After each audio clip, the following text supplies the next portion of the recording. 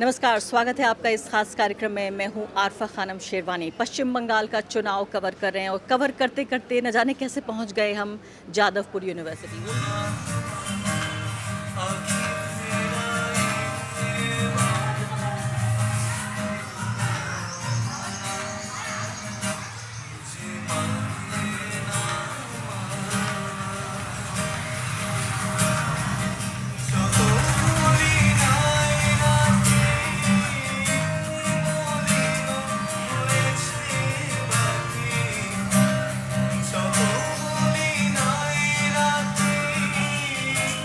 अब देखिए, बीजेपी की पॉलिसी रहेगी कि देश में जितनी कम जादवपुर हो, जेएनयू हो और जितने ज़्यादा गलगोटिया हो उतना उनके लिए बेटर है।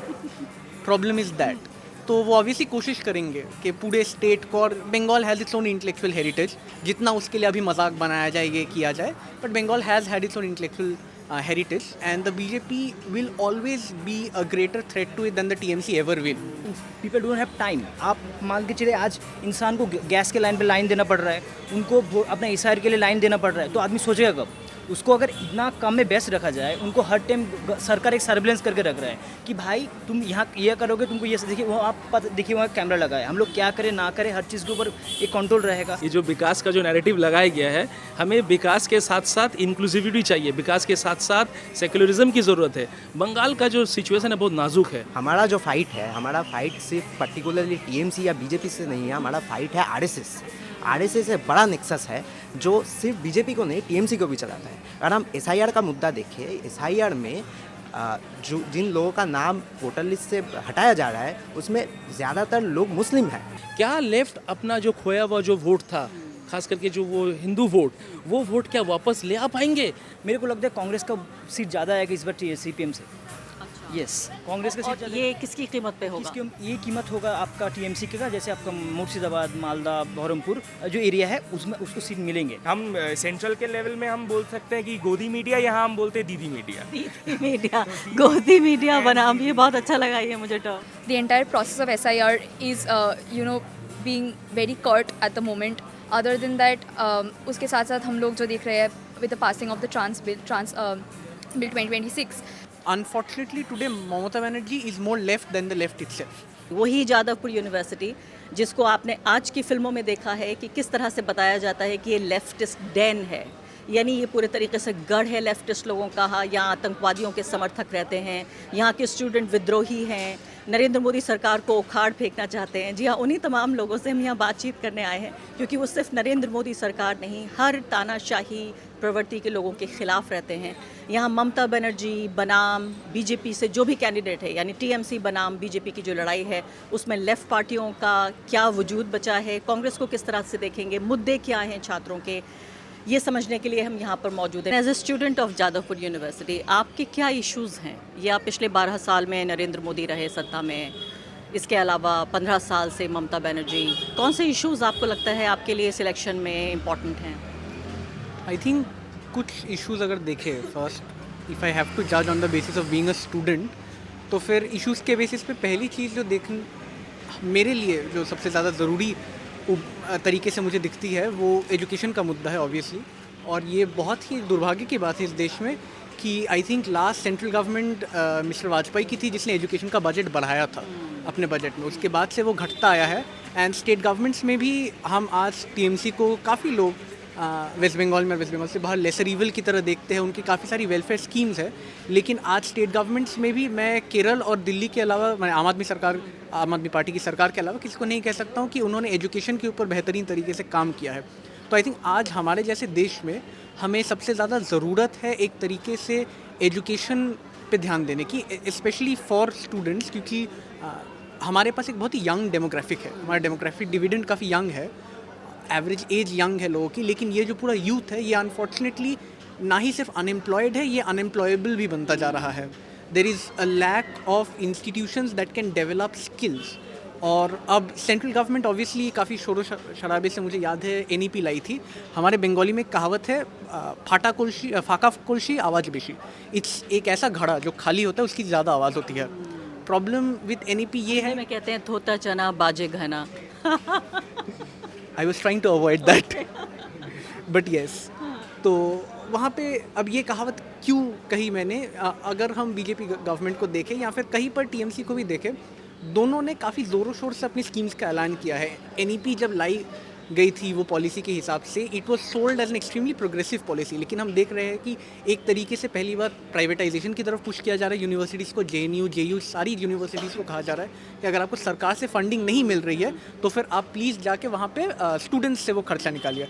अब अगेन पब्लिक यूनिवर्सिटीज़ का काम है कि वो देश के यूथ को एजुकेट करे, उन्हें स्किल्ड बनाए, एक प्रॉपर यूथ बनाए। वो पैसा मैंने और ये हमें साफ तौर पे पता चलता है जादवपुर जैसी यूनिवर्सिटीज़ का जब कारनामा सामने आता है कि पब्लिक यूनिवर्सिटीज़ कितनी इंपॉर्टेंट हैं, कि चलिए प्राइवेटली अगर आप अफोर्ड भी कर सकते हैं और पैसा भी दे सकते हैं, तब भी आपको सिर्फ जोकर बना के रखा जाएगा यूनिवर्सिटी में। बार बार उनकी बात सामने आ रही है। मुझे बताइए कि क्या एक ऐसा सिनेरियो अगर उभरता है कि बीजेपी अगर सत्ता में यहाँ आती है तो जादवपुर जैसी यूनिवर्सिटीज़ का क्या होगा?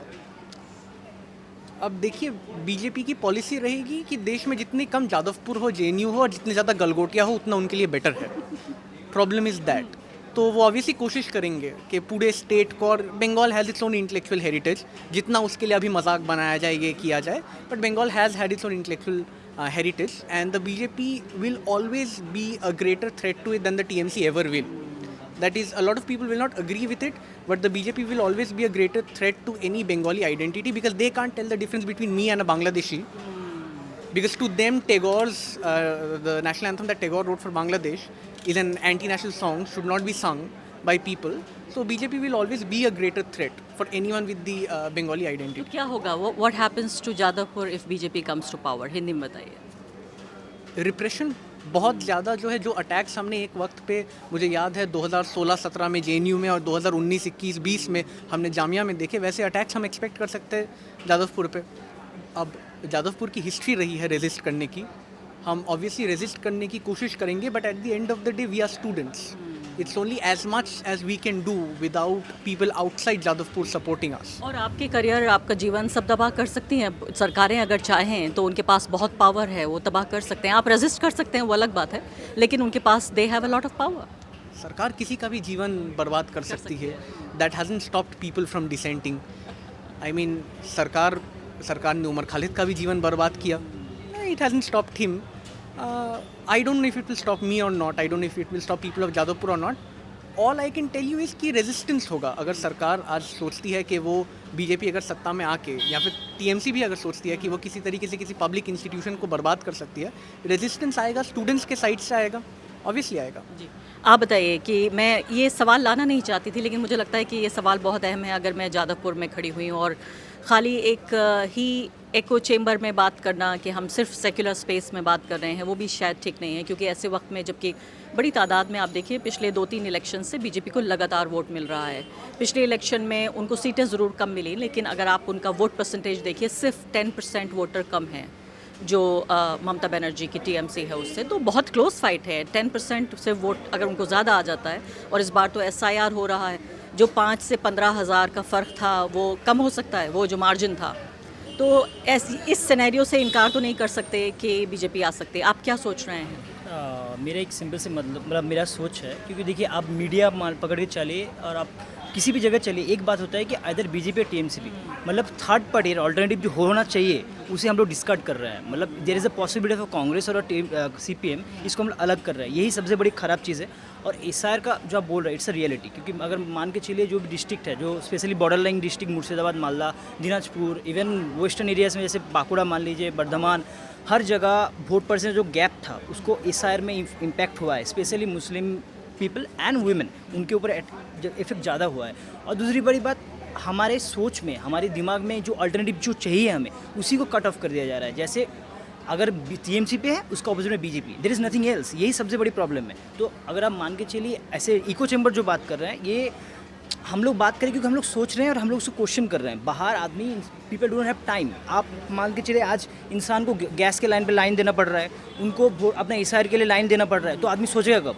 उसको अगर इतना कम में बेस्ट रखा जाए, उनको हर टाइम सरकार एक सर्विलेंस करके रख रहा है कि भाई तुम यहाँ ये करोगे, तुमको ये देखिए, वो आप देखिए वहाँ कैमरा लगा है, हम लोग क्या करें ना करें, हर चीज़ के ऊपर एक कंट्रोल रहेगा। सब रिकॉर्डिंग फाइलें बन रही हैं सब। हाँ, अब मान के चलिए कुछ भी अगर इधर उधर होता है, मतलब मैं नहीं कह रहा हूँ कि ख़राब चीज़ उसको पकड़ना नहीं जाए, मतलब मेरा मानना ये कि अगर कुछ सरकार के खिलाफ भी कुछ करे तो आपके ऊपर एक्शन हो सकता है। अगर इंसान को टाइम ही ना मिले कि सोचे कि मेरा क्या अच्छा है, मेरा क्या बुरा है, तो मैं कैसे करूँगा? तो यही मेन प्रॉब्लम है मेरा। आपको लग रहा है कि बीजेपी ये करने की कोशिश कर रही है कि हम सबके दिमाग पे कंट्रोल कर रही है, यानी हमें इतना बिजी कर देती है दो चीज़ों में। एक तो लाइन में लग जाइए, हर कुछ महीने बाद आपको अलग अलग तरह की लाइन में लगना है, और लाइन में नहीं लग रहे हैं आप तो एक दूसरे से लड़ रहे हैं, तो सोचने का टाइम नहीं है कि करना क्या है। देखिए, बीजेपी का जो आइडियोलॉजी है, ऐसे मान के चलिए सीपीएम और BJP they are regimented party, उनके एक कैडर सिस्टम होता है। बट बीजेपी का डिफरेंस क्या है? They don't just want your vote, they want to enter your house, they want to enter your ideology. वो आप कैसे सोचना चाहते हैं, जैसे फूको कहते हैं पावर इज नॉलेज, आप नॉलेज को कैसे कंट्रोल करें, बीजेपी वो चाहते हैं। बीजेपी आपका वोट से मतलब नहीं रखते, वोट देने के बाद खत्म नहीं हो रहा है उनका है कि आप क्या खाए, आप बीफ खाएंगे कि नहीं खाएंगे, आपको क्या कपड़ा पहनना है। आप ऐसे हमारे माननीय प्रधानमंत्री कहते हैं कि उन्हें कपड़े देख के पता चलता है कि वो कौन है। वो आप क्या कपड़े पहनेंगे, किससे शादी करेंगे, एक ट्रांसजेंडर पर्सन एक साथ रहेंगे कि नहीं रहेंगे, उसको भी आप डिफाइन कर रहे हैं। तो आपका डेली लाइफ, मतलब आप जन्म होने के एकदम मरने तक आप उसको सरकार कंट्रोल करने की कोशिश कर रहे हैं। कपड़े पहनने की बात है, मैं कह रही हूँ, मैं ये शर्त लगाती हूँ, यहाँ पे असीम दिखाइए तमाम लोगों का, और मैं शर्त लगाती हूँ उनमें से मुझे आप बताइए, दर्शक से पूछ रही हूँ, किसका क्या धर्म है, किसकी क्या जाति है। सिर्फ शक्ल देख के आपको पता चल सकता है कि ये लड़की है या लड़का है, लेकिन कपड़े से पहचानने वाले जादवपुर में आके फेल हो जाएंगे। प्रोफेसर मतीन, मुझे बताइए आपको समस्या क्या है बीजेपी से? अब 15 साल आपने टीएमसी को देख लिया, 30-35 साल आपने लेफ्ट पार्टियों को देख लिया, बीजेपी को भी एक चांस दे दीजिए। बीजेपी तो हिंदुस्तान का हुकूमत ऑलरेडी है, ऐसा नहीं है कि चांस की बात नहीं है। जो डबल इंजन सरकार की बात कहते हैं हमारे इधर का बीजेपी का लीडर, हिंदुस्तान का अगर आप फॉरेन पॉलिसी देखें, हमारा नेबरहुड पॉलिसी देखें, हमारा जो all over across India unemployment देखेंगे, हर काउंट में जो है वो डिक्लाइन हो रहा है। तो ऐसा कोई बात नहीं है कि बीजेपी को चांस दे देखना। ऑलरेडी दूसरा स्टेट में जो बीजेपी है, चाहे वो उत्तर प्रदेश कह लीजिए और भी तमाम स्टेट्स में, नॉर्थ इंडिया, वेस्ट इंडिया में ऑलरेडी तो है। उधर में हम लोग देख रहे हैं कि किस तरह से ह्यूमन डेवलपमेंट इंडेक्स, लोगों का जो एवरीडे लाइफ किस तरह से घट रहा है। लेकिन वेस्ट बंगाल में तो कभी नहीं आई, तो एक चांस यहाँ मिलना चाहिए। हो सकता है जितना विकास पूरे देश में हो रहा है वो वेस्ट बंगाल में भी हो जाए। कहाँ देश पे विकास हो रहा है, वही तो मैं बोलने का कोशिश कर रहा हूँ। ये जो विकास का जो नैरेटिव लगाया गया है, हमें विकास के साथ साथ इंक्लूसिविटी चाहिए, विकास के साथ साथ सेक्युलरिज्म की ज़रूरत है। बंगाल का जो सिचुएशन है बहुत नाजुक है, क्योंकि ये बॉर्डरिंग स्टेट्स है, इसमें हमारे पार्टीशंस का ट्रॉमा अभी तक मौजूद है। साथ साथ बंगाल का जो डेमोग्राफी है, इतना ज़्यादा माइग्रेंट लेबर, अगर आप लास्ट 2 साल में 2 दशक में देखेंगे, पूरा दक्षिण भारत, केरला, तमिलनाडु, आंध्र प्रदेश, कर्नाटका और हर जगह जो है, हर गांव-गांव में Bengali labour. Murshidabad, Malda, Dinajpur, Cooch Behar, Alipurduar, Jalpaiguri, 24 Pargana south, north. तो इस तरह का जो बंगाल एक लेबर सप्लाई का स्टेट बन चुका है। हम लोग बड़े उम्मीद के साथ ममता बनर्जी को 2011 में लेकर आए थे लोग, कि कम से कम इस बंगाल का जो तारीखी जो कल्चरल जो है सिंक्रेटिज्म है वो बरकरार रहे, जिसमें हम लोग हिंदू, मुस्लिम, सिख, ईसाई चाहे सब एक साथ मिलजुल कर रहें। अनफॉर्चुनेटली लास्ट 5 साल में ममता बनर्जी का जो पॉलिसी रहा, देखिए सरकार मंदिर बना रही है, दीघा में जगन्नाथ मंदिर, सिलीगुड़ी में महाकाल मंदिर, इधर फिर दुर्गांगन, और तमाम क्लब्स को, दुर्गा पूजा कमेटी क्लब्स को 1,10,000 रुपया करके पैसा देना, साथ साथ इमाम मुअज्जिन को मुआवजा देना। ये जो सरकार के काम नहीं है। सरकार को हेल्थ में, एजुकेशंस में, यूनिवर्सिटी धुक रही है बिना पैसा के वजह से। सरकार को जिस उलझन में काम करना चाहिए था वो ना करके वो रिलीजन को ब्रॉड लाया। लेकिन कहा यह जा रहा है कि भी देखिए, एक तरफ बड़े मंदिर की पॉलिटिक्स हो रही है, तो मंदिर की पॉलिटिक्स को आप सेक्युलरिज्म से नहीं काट सकते। मंदिर से मंदिर को काटेंगे, और इसीलिए लेफ्टिस्ट जो है हार जाते हैं, क्योंकि समझ नहीं पाते कि उस वक्त का संदर्भ क्या है, कॉन्टेक्स्ट क्या है।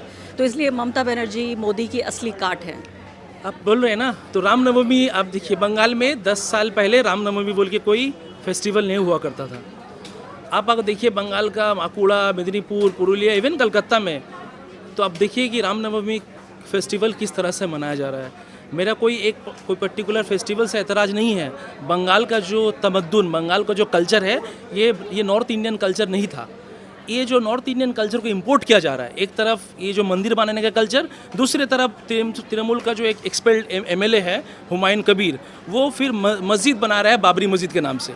ये जो नैरेटिव, मंदिर और मस्जिद का नैरेटिव, ये मंदिर मस्जिद का नैरेटिव में आपका सामाजिक न्याय, जैसा ओबीसी का रिजर्वेशन, जो बहुत बड़ा मुद्दा है बंगाल में, लेफ्ट बाया मार्च हुकूमत का डाउनफॉल का एक बड़ा रीज़न था Sachar committee report. Sachar committee report उस वक्त ये डेटा लाया था कि बंगाली में माइनॉरिटी, अल्पसंख्यक का सामाजिक इकोनॉमिक स्टेटस इतना ख़राब है कि नॉर्थ इंडिया से भी बहुत पोर है। उसके वजह से ममता बनर्जी को लिखा गया था उस वक्त। और तमाम जो मुसलमान वोट है बंगाल में, तकरीबन 30% वोट इन ब्लॉक अभी ममता बनर्जी को जा रहा है। पर देखिए ओबीसी रिजर्वेशन आज ख़त्म के दर, जो मुस्लिम नौजवान गरीब, उनको जो ओबीसी के तहत जो थोड़ा बहुत उनको जॉब और एम्प्लॉयमेंट मिलता था, वो आज एट द स्टेक। बंगाल में मुसलमानों के लिए इधर, और जो आदिवासी हैं, दलित है, उनका इशूज़ कुछ अलग है। ये मंदिर मस्जिद वाला इशू बिल्कुल नहीं है, कतई नहीं है। मुझे लग रहा है कि हार्ड कोर जो इशूज़ है, रोटी रोजी वाला सवाल, जो मरेगी हर रोज का जो ज़िंदगी वाला सवाल, वो सवाल को उठाना चाहिए। और वो सवाल उठाने में नाइदर जो ट्रेडिशनल सो कॉल्ड मुस्लिम पॉलिटिक्स या फिर अग्रेसिव हिंदुत्व डिस्कोर्स जो है, ये दोनों ना कामयाब नहीं रहा। बंगाल का माहौल अलग है, सिचुएशन अलग है, इशूज़ अलग है। इसे हमें एक अलग तरीक़े से सोचना पड़ेगा। बंगाल को अलग तरीके से देखना होगा, बंगाल को अलग तरीके से सोचना होगा, लेकिन क्या बंगाल अलग तरीके से सोच रहा है, ये भी देखना है। मैं कई लोगों से मिली हूँ और उनमें ज़्यादातर लोग ऐसे हैं जो पहले लेफ़्ट को वोट दे चुके हैं, फिर वो लोग ऐसे भी हैं टीएमसी को वोट दे चुके हैं, वो लोग जो हैं सेंटर में बीजेपी को भी चांस दे चुके हैं। तो एक कंफ्यूज्ड लॉट भी है यहाँ पर। अभी आपके प्रोफेसर बता रहे हैं कि भी 30% मुसलमान, कल मैं कुछ लोगों से बातचीत कर रही थी और वो कह रहे थे कि हम सेफ्टी के लिए वोट दे रहे हैं। हालत ये हो गई है आज़ादी के इतने सालों बाद कि लोग अपने अधिकार के लिए नहीं, अपनी सेफ्टी के लिए वोट दे रहे हैं। तो ऐसे में तो मुझे लगता है कि ममता बनर्जी एक शेरनी की तरह जब दहाड़ती हैं कि मुझे सेक्युलर वेस्ट बंगाल चाहिए, और उनकी आवाज़ तो पूरे देश में सुनी जाती है। नहीं, मुझे ऐसा नहीं लगता, क्योंकि आपने बोला कि सेफ्टी के लिए एक कंफ्यूज लॉट है जो बोलता है कि सेफ्टी के लिए हम सेफ्टी के लिए कंफ्यूज लॉट अलग है जो सोचता है कि मैंने तो लेफ़्ट को भी ट्राई कर लिया, टीएमसी को भी ट्राई कर लिया, चलो बीजेपी को क्यों नहीं। दूसरा लॉट है जिसमें मुसलमानों की बड़ी तादाद है जो कह रहा है कि मुझे बीजेपी को रोकना है, अपनी सेफ्टी के लिए टीएमसी को वोट देना है। अभी आप देखिए कि ये जो मुस्लिम एक बड़ा लॉट है जो बोल रहा है कि हमको बीजेपी को रोकना है, इसलिए हमको टीएमसी को वोट देना है। ये मैं सोचता हूँ कि ये करने से कोई फ़ायदा नहीं है, क्योंकि हमारा जो फाइट है, हमारा फाइट सिर्फ पर्टिकुलरली टीएमसी या बीजेपी से नहीं है, हमारा फाइट है आरएसएस से बड़ा नेक्सस है जो सिर्फ बीजेपी को नहीं, टीएमसी को भी चलाता है। अगर हम एसआईआर का मुद्दा देखें, एसआईआर में जो जिन लोगों का नाम वोटर लिस्ट से हटाया जा रहा है, उसमें ज़्यादातर लोग मुस्लिम हैं। और आगे बढ़ने से पहले एक अदना सी गुजारिश कि आप मेंबर बनिए मेरे चैनल का आरफा खानम शेरवानी। अगर आप मेंबर बनते हैं, आपके समर्थन से आप मेरा हाथ मजबूत करेंगे, इतना मजबूत कि मैं सत्ता का कॉलर पकड़ के सवाल पूछ सकूंगी और जो हमारे समुदाय में हाशिए के जो तबके हैं उनकी आवाज़ उठा सकूंगी। आप यकीन जानिए, आपका एक छोटा सा सहयोग मेरे लिए इतना बड़ा होगा जिसके लिए आप अंदाज़ा भी नहीं लगा सकते। इस इलेक्शन को जब आप देख रही हैं तो किस तरह से आपका व्यू क्या है इसमें? अभी जो इलेक्शंस आ रहे हैं इस वजह से हमारे बहुत सारे लॉज और बिल्स पास हो रहे हैं। लॉज कर्टेल करने का एक नया प्रोसीजर आ रहा है। तो what we can see right now is a heavy curtailing on a lot of civil rights which are going on. So issues with regards to SIR, the entire process of SIR is being very curt at the moment. Other than that, उसके साथ साथ हम लोग जो देख रहे हैं with the passing of the trans bill 2026, so we can see that there's a lot of problems and issues coming up, especially during the time of election, because they want a new list of candidates, a new list of people who are voters, right? Therefore they want to go ahead by taking out the obstacles in their way to attain a specific sort of election which will only favor them. अगर मैं electorally आपसे बात करने की कोशिश करूं तो अभी तो दो मेन ताकत हैं यहाँ पर, टीएमसी और बीजेपी। लेफ़्ट बहुत कम और बहुत ही उसकी ताकत कम नज़र आ रही है और ऐसा लगता है कि एक अंडरस्टैंडिंग सी बन गई है कि बीजेपी वर्सेस टीएमसी की पॉलिटिक्स में लेट्स सपोर्ट द टीएमसी। आपको लगता है कि जादवपुर ऐसा सोच रहा है, आप ऐसा सोच रही हैं? जादवपुर तो ऐसा नहीं सोच रहा है, मुझे जो लगता है, क्योंकि हमारे यहाँ पे भी टीएमसी के अगेंस्ट बहुत सारी कैंपेनिंग हो रहे हैं, तो वो डेफिनेटली नहीं हो रहा है। बट एज़ फार एज़ कौन सा साइड को ज़्यादा प्रेफरेंस मिल रहा है वो कंसर्न है, we can not tell anything as of now. जी हाँ। प्रोफेसर साहब ये बताइए फ़िलहाल कि ममता बनर्जी ने हर क्लास का ख्याल रखा है। मैं कहती हूँ थोड़ी देर के लिए हम आइडियोलॉजी का जो हाई हॉर्स है उससे थोड़ा सा उतरते हैं और ज़मीन की जो राजनीति है, अब जो लोग वोट डालने जा रहे हैं उनके मन में क्या है? क्या वो ये सोच रहे हैं कि मैं तो अपने आइडियलिज़म के तहत चाहे लेफ़्ट हार जाए लेकिन मैं तो उसी को वोट दूंगा, मैं भारत को एक सेक्युलर देश बनाना चाहता हूँ, मैं कॉन्स्टिट्यूशन की रक्षा करना चाहता हूँ? ऐसा तो नहीं सोच रहा आम आदमी। वो तो सोच रहा है कि मैं तो गरीबी से दो चार हो रहा हूँ, मेरे बच्चे को स्कूल में एडमिशन नहीं मिल रहा, मैं तो 3 वक्त का खाना नहीं दे पा रहा हूँ, 10 साल से मेरी छत टपक रही है। एक तरफ है आपके विचारों की दुनिया और दूसरी तरफ है ये असलियत का जंगल। तो ऐसे में मुझे ये बताइए, हर तबके का ख्याल रखा है ममता बनर्जी ने, लोगों को 1500 रुपये दिए जा रहे हैं, औरतों को भी, जो अनएम्प्लॉयड यूथ हैं उनको भी पैसे दिए जा रहे हैं, विधवा पेंशन भी मिल रही है, लोगों को मुफ्त खाना भी मिल रहा है, तो क्यों ना चांस दिया जाए फिर से। हाँ देखिए, ये तो बात सही है कि अब बहुत सारे स्कीम्स है, चाहे वो महिलाओं को कैश ट्रांसफ़र हो या युवाओं अनएम्प्लॉयड युवाओं को कैश ट्रांसफ़र हो, ये इनका डिविडेंड वो मिलता है इलेक्शंस में। ऐसा कोई बात नहीं है कि डिविडेंड नहीं मिलता है। आप अगर आप रिपोर्ट देखेंगे इलेक्टोरल डेटा का, बहुत बड़ा तबका महिलाएं जो है ये टीएमसी को वोट देती रही हैं। तो मुझे अभी भी लगता है कि बंगाल में अगर गांव देहात देखें, बंगाल का मतलब तो सिर्फ कलकत्ता और यूनिवर्सिटी नहीं, गांव देहात का अगर हम देखें तो अभी भी बड़ा तबका जो लोग जो है टीएमसी को वोट देंगे, इस बार भी देंगे। अनफॉर्चुनेट जो मामला ये है कि लास्ट 5-7 साल में सिचुएशंस ग्राउंड लेवल में पोलराइज हो चुका है। मुसलमान के पास कोई ऑप्शंस नहीं है, उनको अब जैसे बताएं कि उनको सिक्योरिटी के रीजंस पे उनको वोट देना ही है। सिक्योरिटी का रीजंस तो है, मगर उस रीजंस को बहुत बड़ा तरह से बनाया भी जा रहा है, ये भी बात है, क्योंकि आपको सोशल जस्टिस का मुद्दा को ना पकड़ना पड़े, वो एक मसला है। और जो हिंदू समाज है उसमें जो है बीजेपी आरएसएस का काफ़ी इन्फिल्ट्रेशन हुआ है लास्ट 10 साल में, चाहे वो पार्टीशंस के नैरेटिव को लेकर, इस्लामोफोबिया को लेकर हो, चाहे घुसपैठिया के नाम पे हो या रोहिंग्यास के नाम पे हो। इस इश्यूज़ को जो है यूट्यूब के जरिए, रील्स के जरिए, इधर का मीडिया के जरिए जो है गांव देहात तक पहुंचा दिया है, पहुंचाने में कामयाब रहा है। तो उस हिसाब से पोलराइज सिचुएशन भी होगा।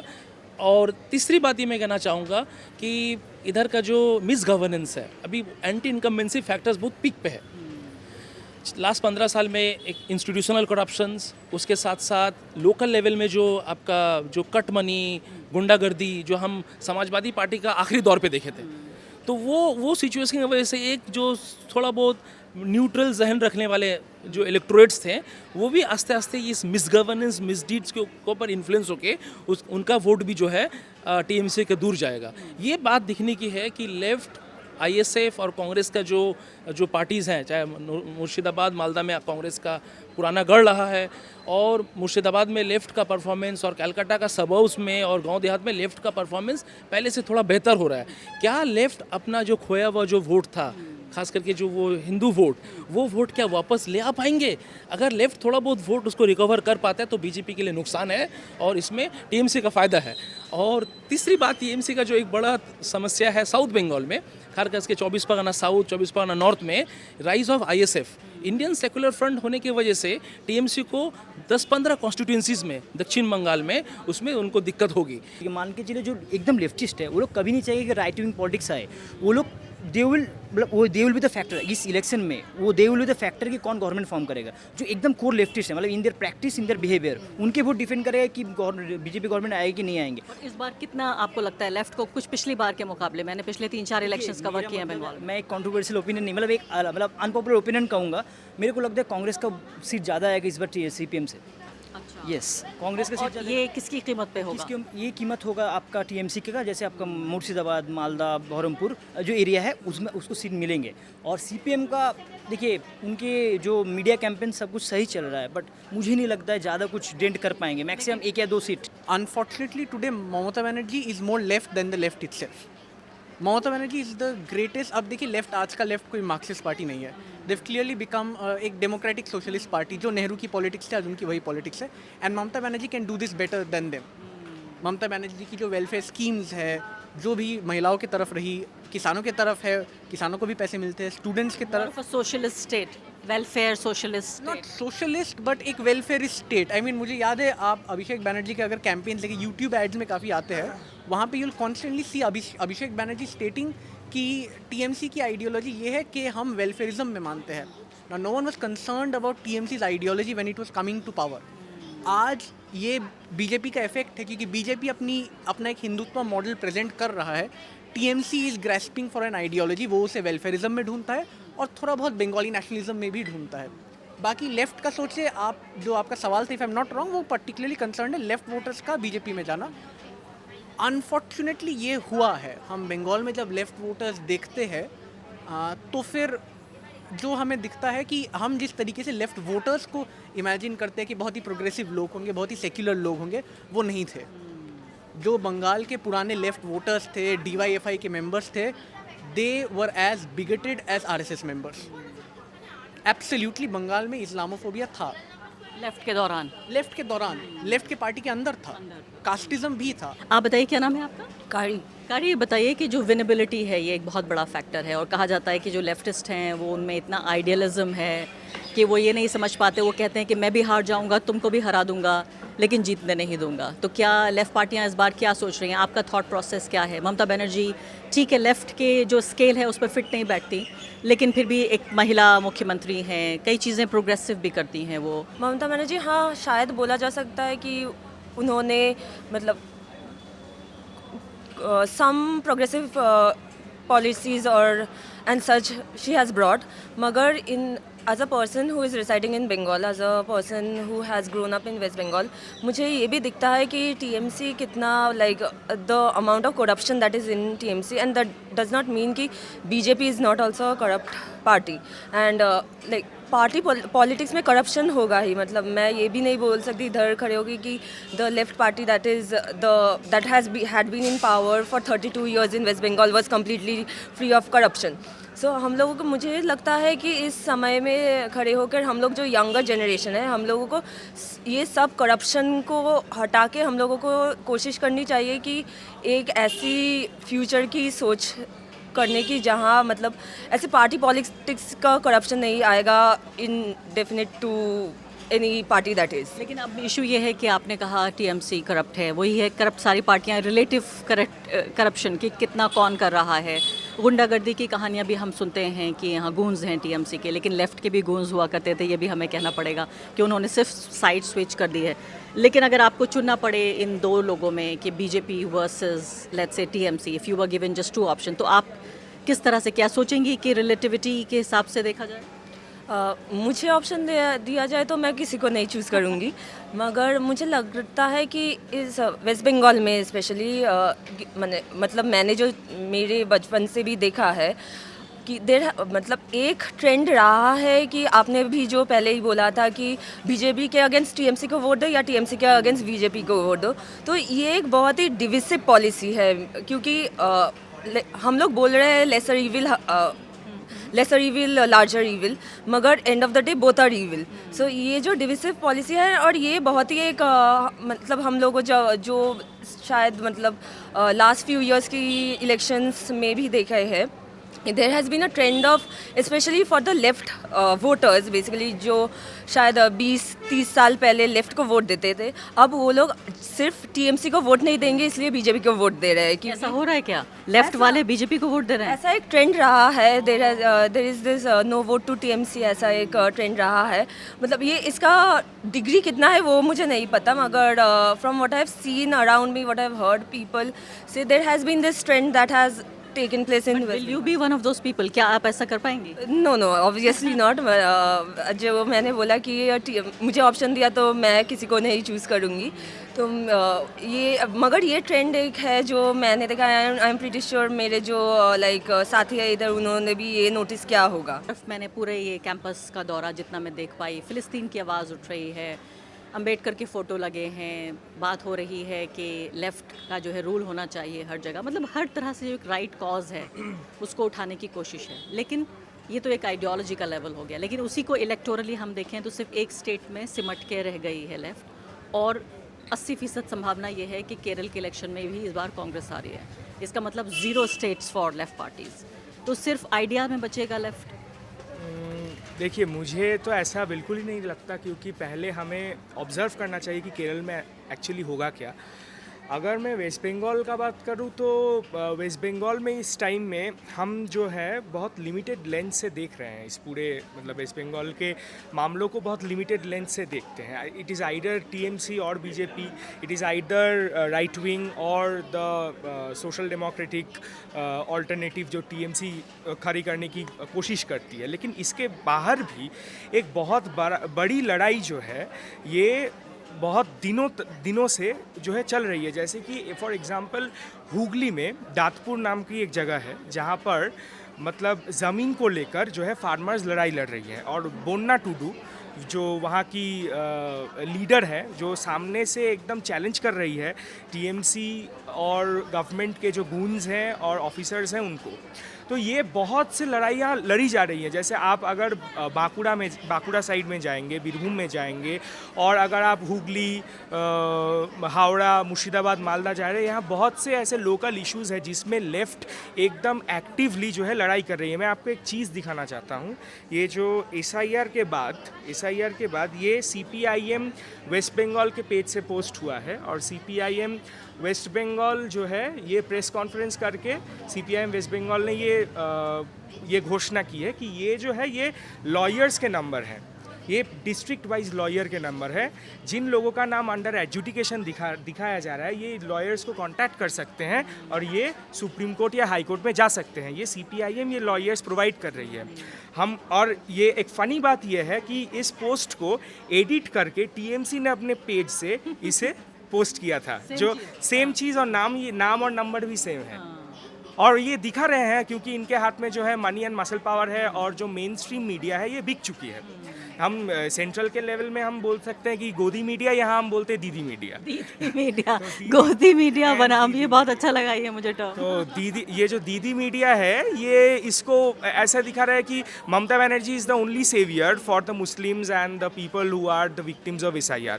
But actually on the ground level पहले दिन से ये जो पहला SIR के खिलाफ जो केस हुआ था सुप्रीम कोर्ट में, उनका नाम है मुस्तारी बानू, वो ममता बनर्जी नहीं है। आज अगर आप वेस्ट बंगाल के गांव में जाएंगे, माइक्रो फाइनेंस एक बहुत बड़ा मुद्दा है। माइक्रो फाइनेंस के चपेट में आकर बहुत सारे लोग अपना जान भी गंवा रहे हैं। इतना पॉवर्टी इनइक्वालिटी बढ़ रही है, सर भी ये बात कर रहे थे। इसके खिलाफ एकमात्र जो पार्टी इस बार इलेक्शन में माइक्रो फाइनेंस के खिलाफ बात कर रही है वो CPIM और लेफ्ट है। अगर ये जो है एकदम मुद्दों, जो हमारा जो मुद्दा है, जो कि मतलब employment, health care and roads and transport infrastructure, इसकी बात अगर कोई इस इलेक्शन में कर रही है तो ये लेफ्ट है। लेकिन अफसोस की बात यह है कि उसके बावजूद भी मुझे लगता है इलेक्टोरल फेलियर एक तरह से लेफ्ट का जो है, इलेक्टोरल फेलियर मुझे लग रहा है कि ये ग्रैंड नैरेटिव्स जो है ये इसे सेट किया जा रहा है। चलिए, अच्छा लगा। आप कम से कम उम्मीद तो कर रहे हैं कि लेफ्ट को कुछ मिलना चाहिए। यहाँ तो लोग कह रहे हैं 1 से 2 सीटें मिल सकती है। देखिए, उम्मीद हमें करना पड़ेगा, क्योंकि अगर लेफ्ट मेन स्ट्रीम से हट जाएगी तो स्टूडेंट्स, फार्मर्स और जो वर्कर्स का मूवमेंट है ये फेल कर जाएगा। बहुत बहुत शुक्रिया, थैंक यू।